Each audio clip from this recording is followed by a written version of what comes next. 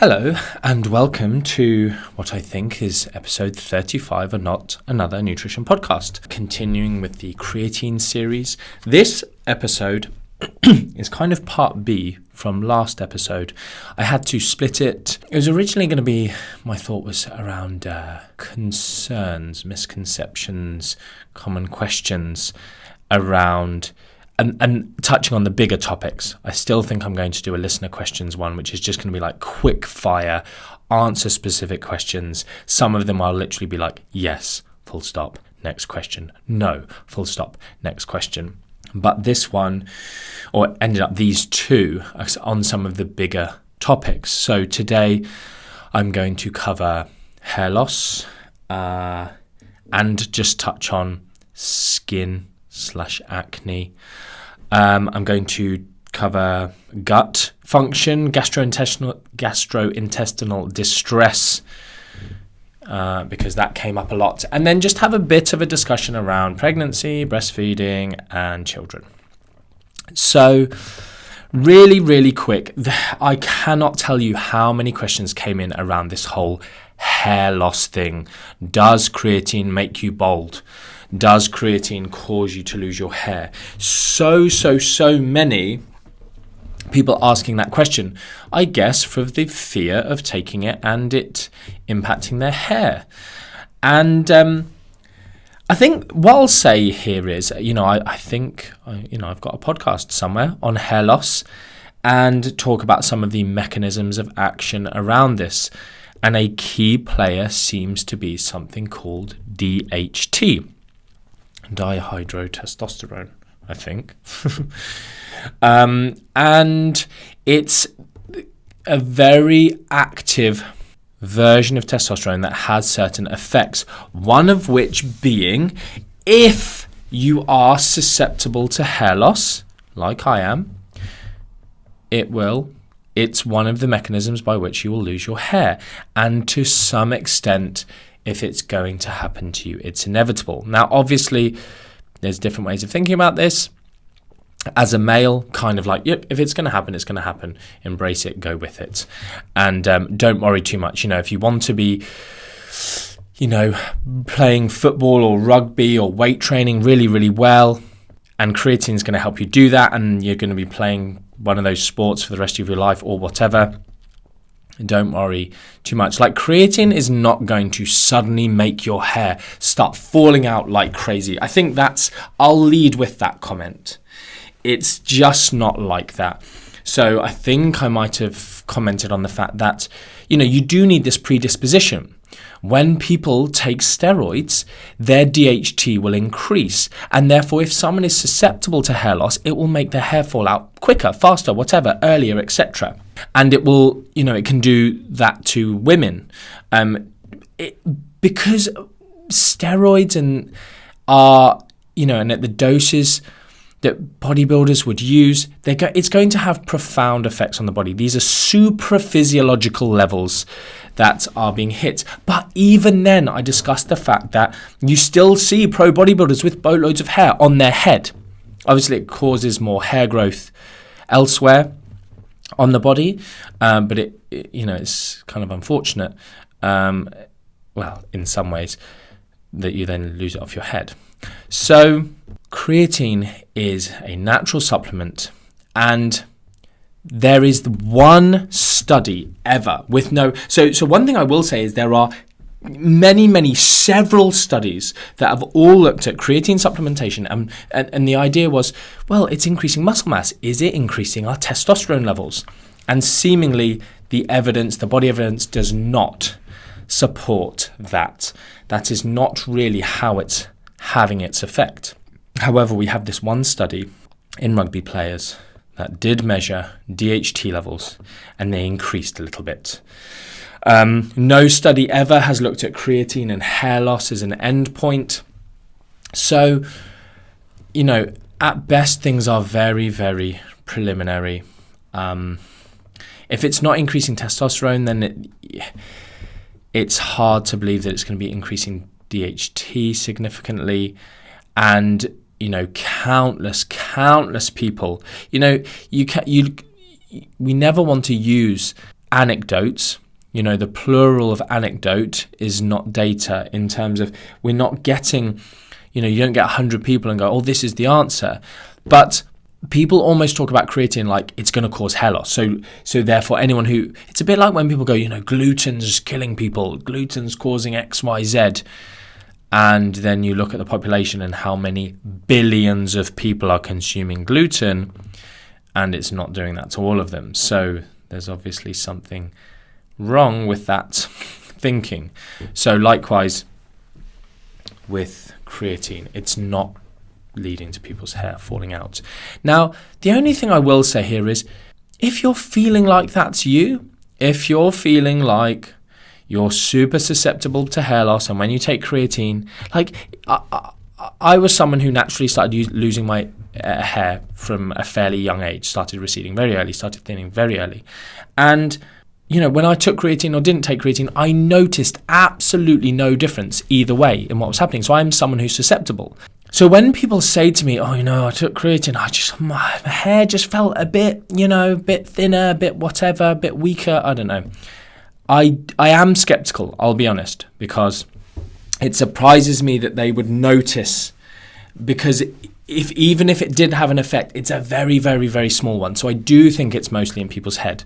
Anyway, I'll link you in the show notes, as always, martin-mcdonald.com/EP35. I hope I'm getting the episodes right, I tell you. To that study in a small group of rugby players whose DHT levels increase. It's not an interesting read. It's pointless. It doesn't add much to the discussion, but it's there for you. And that's really the end of it. So the second side is this idea of, does it worsen skin? Does it give you acne? Does it whatever? Again, it is very, very unlikely. There doesn't seem to be any mechanism by which this would be the case.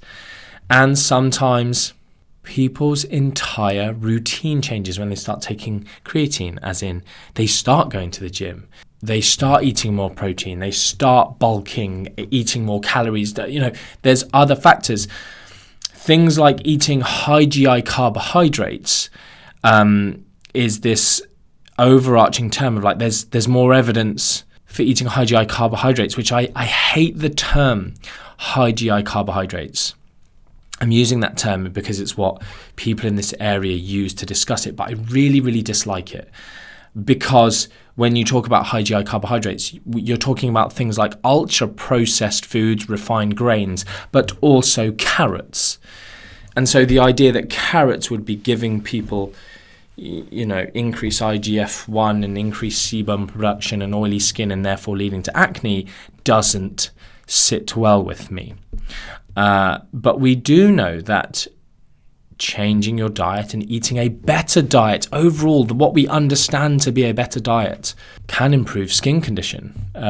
So anyway, stuff like that versus creatine, much bigger impact. We know that there's a teeny tiny link for some people with dairy and acne, but yet, your overall diet quality, unprocessed versus whole, processed versus unprocessed foods playing a bigger role, and creatine being nowhere to be seen. Anyway, I'm not going to talk about that much more. There aren't many studies in these areas, unfortunately, but the mechanisms don't seem to be there. So my advice is, don't worry too much. But if you personally feel a certain way, then it's up to you to have the discussion with yourself in terms of what is more important to you, the benefits of creatine supplementation, which you've learned about on this podcast, or the possibility that what you're observing is real. There you go. The other big one is GI distress, so gastrointestinal distress, and people getting upset stomachs, people getting a funny tummy, some people feeling like it gives them diarrhea. It is an anecdote, an early anecdote that came about, and it has been studied. And it's rare, but it's, and like big longitudinal studies. I've just suddenly thought of a random study. It's a kind of a bit of a throwaway study because it didn't really find anything. But they were using quite, I'm trying to think of the methods. It was in ALS. So it was part of like the kind of studies around the neuroprotective effect of creatine. But they used creatine every day, I think at quite a high dose. And I don't like the way they do this. Just this single absolute dose of 10 grams. And that's what I'm going to talk to you about now. This is why this study's popped into my head. And it's annoying because I don't know the study well at all, because it is just a throwaway study. They didn't find any benefits for ALS, I don't think. And I can't remember if they did different doses, but what they did find is some people went out the study, just a very, very, very few subjects. Oh yeah, that was it. There was a couple of studies on ALS, and essentially one of them was looking at they were kind of done in tandem, I think, and it was long. It was like 300 plus days long of supplementation at about 10 grams per day, and they might have done a 2 times 5 grams and one at 10 grams. I don't know 100% about that. I've got another study that I'll just link you to that's similar, talking about GI distress and these dosages. But it does annoy me because 10 grams to one person is very different. You know, a 50 kilo individual and a 100 kilo individual both taking 10 grams of creatine is a very different amount relative to their body weight. And this is why I'm always talking about protein intake relative to your body weight, creatine supplementation relative to your body weight. So next episode is your dosing one, how you should dose it, how you should take it, specifics around then, when and why, etc. And we'll talk about those relative doses. But yeah, one of the arms of this study was, or one of these studies was, essentially any side effects, and again, longitudinal, a year long, no detrimental effects to like kidney function. And so they did report like the 3 out of the whole study individuals, seemed to get diarrhea when they were using that amount. And then I think in that study, that's when they split into 2 times 5 grams, and these individuals were okay. But it was interesting because they measured lots of different aspects of health, biomarkers of function, and showed no ill effects. So, anyway, yeah, my point being is, look, I do get the occasional messages. Creatine's hurting my tummy. Giving me an upset stomach, whatever. How much are you taking? And how much do you weigh?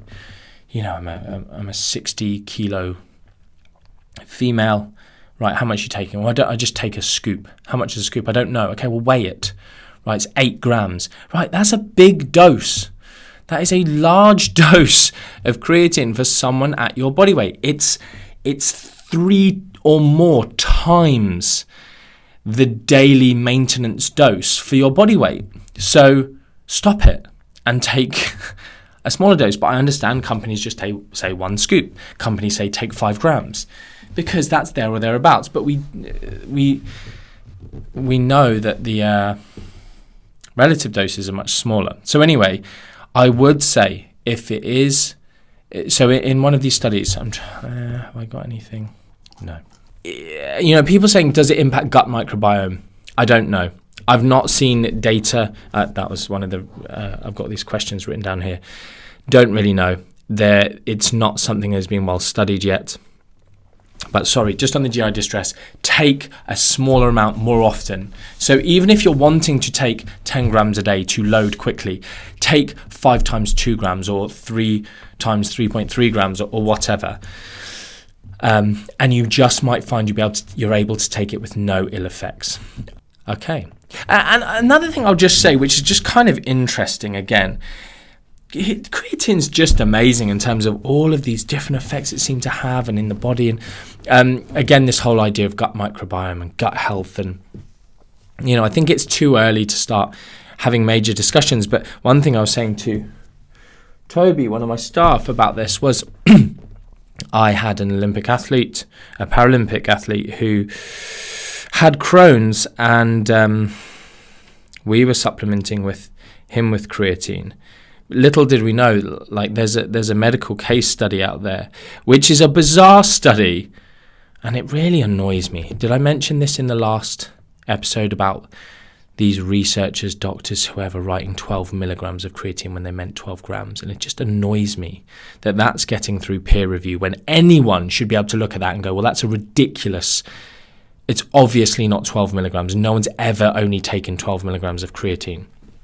Again, for the uninitiated in the realm, fine, you wouldn't know. But for someone who's doing research or publishing stuff on this, they should really be spotting that very easily. And in this study, they talk about this medical case study, so it's just one subject, but him taking 1,034 grams of creatine. And I was like, what? And I thought, is it a decimal place? But then I was like, 1.034, that's a bizarre amount of creatine. Anyway, I don't really get it. I feel like maybe they've reported the volume of water plus creatine that it was consuming. Who on earth knows?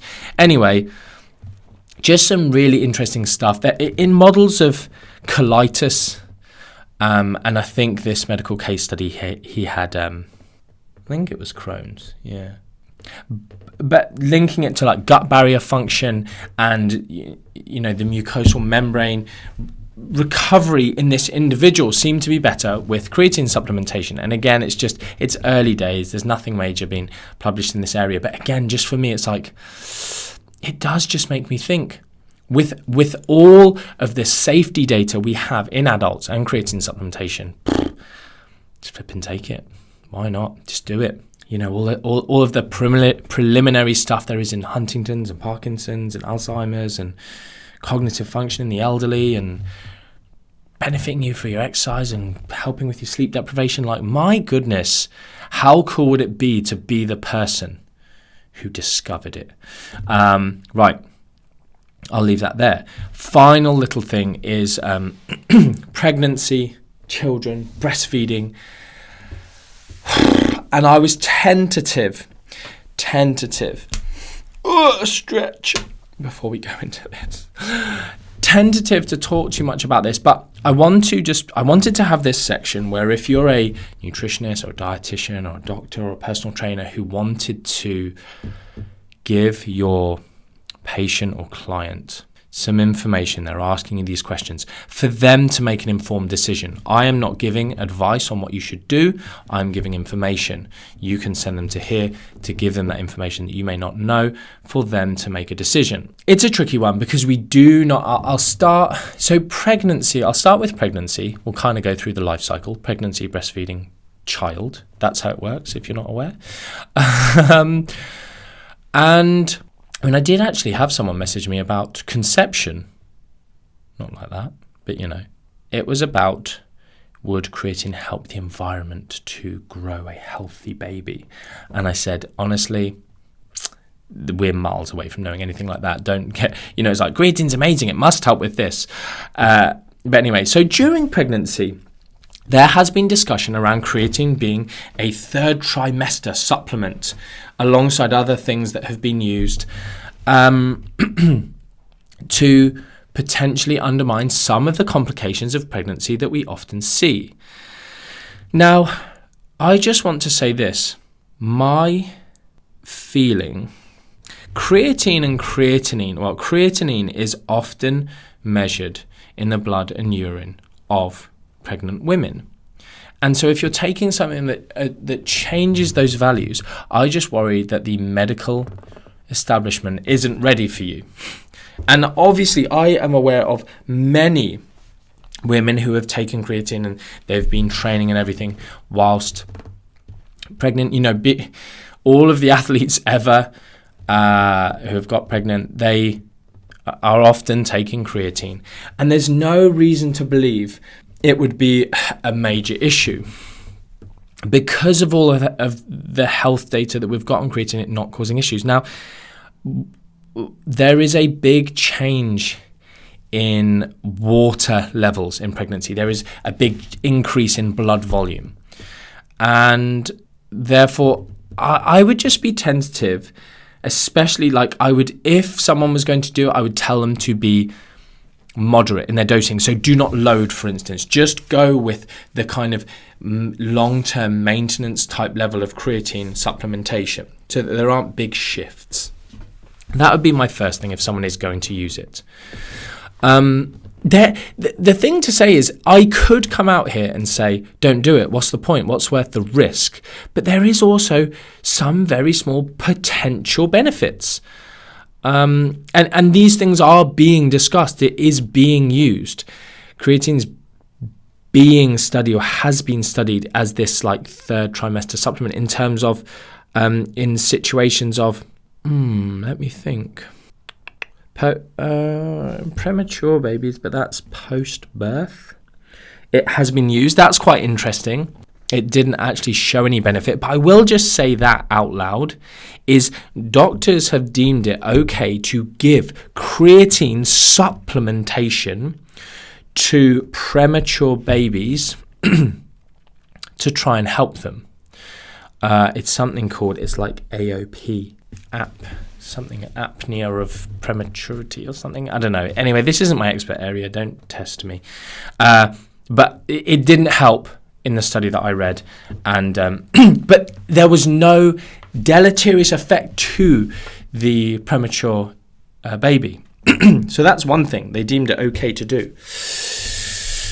This is annoying, third trimester, ischemic post-ischemic recovery of protein synthesis. I'm just thinking about things I've read in studies. Man, there are situations, essentially the placenta is a like high energy turnover area within the body, and there's this idea that babies might become creatine deficient. They're not able to process enough, and there's these different situations. So it's almost like a bit like folic acid supplementation. It's like, oh, why do you have to give supplements? Well, actually, there's super good, strong evidence that we are reducing neural tube defects by supplementing with folic acid during pregnancy and even before conception, to kind of have a good environment for starting the growth of a baby. So anyway, the one thing I will mention is preeclampsia is a very common issue. No, I don't know if very common is a good thing to say, actually. It is an issue that we sometimes see in pregnancy, and it's essentially due to this increase in blood volume, shifts in water, and you get this high blood pressure. And the good thing is about when there's good medical systems in place, these women get supported well and they get good testing. And the creatinine clearance value, I believe it's called, gets measured. And obviously when you're taking creatine, you then get these changes. And therefore, it would be important to, if you're taking creatine, to mention that you're taking creatine because it might change the values. So you kind of see why I was tentative to talk about this, because there's so much at play. But if you're an otherwise healthy individual, I see no reason why taking a a moderate dose of creatine would be of any harm. It's not advice. I would also say, if you are a practitioner, that's why I want to provide this podcast where I'm not giving advice, I'm just giving information. But if you are working one-on-one with a client, you have a duty of care, and you start going, yeah, it's probably all right for you to do it, and something goes wrong, even if it's not related, people unfortunately feel the need to find blame somewhere, and they'll look for something that they can see and measure and put their finger on. Even if it's something completely unrelated, they might change it to the most recent thing that they deem they changed, but they didn't realize that, drinking 5 double espressos every day during pregnancy might be an issue. But because they'd been doing that for a few weeks already, and then they started taking the creatine, it's the creatine's fault, for instance. Anyway, anything else to discuss? Breastfeeding. There isn't a large amount of creatine in breast milk. Again, there's no reason to believe that there would be a major issue with taking a moderate level of creatine whilst breastfeeding, when you get back into the gym or whatever, whilst breastfeeding your child. Again, we don't have the studies, but there isn't reasonable reason to believe that it would be causing big issues. So again, I'm not telling you you should, but I'm saying I don't see any major reason. And if anyone's listening to this and you're some kind of breastfeeding expert, like I've read a lot of research, I have come across nothing to suggest it. But if you are some sort of expert and you come across this podcast, please reach out to me. I have no skin in the game. I have no issue being wrong. When I get round to doing a breastfeeding specific podcast one day, there are goons out there teaching pre and postnatal courses to personal trainers, etc., just talking utter rubbish and not evidence-based, but just this is what we think. Nutritional therapists and teamed up with these gimpy personal trainer types. I am talking about someone specific now. And you're just teaching the incorrect stuff. So I go and post what the evidence says. And they're, no, that's not right. This is what we think. Based on what? Based on what we've always done. And, I'm a woman and I've got breasts and you haven't, so I'm right and you're wrong. Cool. Good argument. That wasn't really their argument. They just said, this is what we teach and that's what it is. And we're level 3, whatever. We've got reps accreditation. Well done, you. Anyway, so breastfeeding. We'll talk about that. We'll talk about nutrition for breastfeeding, not creatine. But there is no reason. But yes, if someone is a real expert, reach out to me. That's where I was. And maybe I can get you on the podcast. That'd be cool. Unfortunately, I don't think you exist. So, magical human, you can stay in my dreams. Last but not least, children. I feel like I've mentioned this probably twice already, that, there's this brilliant evidence of creatine supplementation in children with traumatic brain injury and showing these unbelievable benefits. Like, I'm really quite astounded about how amazing the benefits that have been shown in those situations are. Do you need to supplement your child with creatine? Not really. If they're vegan or vegetarian, maybe taking a tiny amount based on their body weight might be beneficial. If they're eating some meat, great. I don't think everyone should be rushing out to supplement their kids with creatine necessarily. But when you start talking about 13, 14, 15, 16-year-olds, you see the size of some flipping 14-year-olds these days. They're men. They make me feel small. Then probably not going to have any issues taking creatine. Again, consider the reason for why. If they're eating plenty of calories, if they are active, if they're not doing a particular sport, it's not going to be a game changer. So don't worry too much. But if you're working with an athlete, a 14-year-old who's going to the Olympics when they're 16, maybe there's a strong argument that there's no obvious reason for any detriment to them, but there is an obvious gain for them as a human. So therefore not an issue. Right. Let me just see if I've answered all your questions. I think I have. Cool. I'll leave it there. I feel like I've done that one quite quickly. Not too many tangents. Some interesting stuff. Probably doesn't cause hair loss or acne. If you're getting GI distress, take smaller amounts more often. We had the pregnancy and breastfeeding discussion, and children is probably safe for. Until next time, much love. Thank you for all your reviews on iTunes. If you can do them anywhere else, do there too. Love you. Bye.